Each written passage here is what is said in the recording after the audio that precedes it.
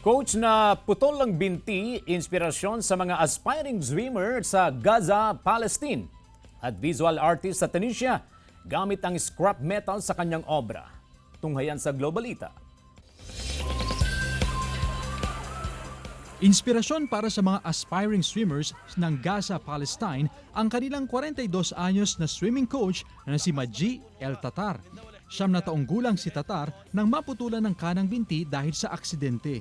Pero hindi nito napigilan ang kanyang pangarap na maging isang mahusay na swimmer. Ngayon, meron na siyang sariling Palestinian Swimming Academy kung saan tinuturuan niya ang mga bata, kabilang na ang mga may kapansanan. Sa record ng Red Cross, nasa 1,600 sa 2 milyong populasyon ng Gaza ang amputee, kaya malaking tulong ang swimming sa kanilang rehabilitasyon tuwing summer camp. Sa Tunisia, sikat ang visual artist na si Zohair El Bakir dahil sa kanyang kakaibang teknik sa paggawa ng obra. Gamit ang mga scrap metal mula sa mga factory at industrial materials, wine-welding niya ito para makagawa ng iba't ibang imahe.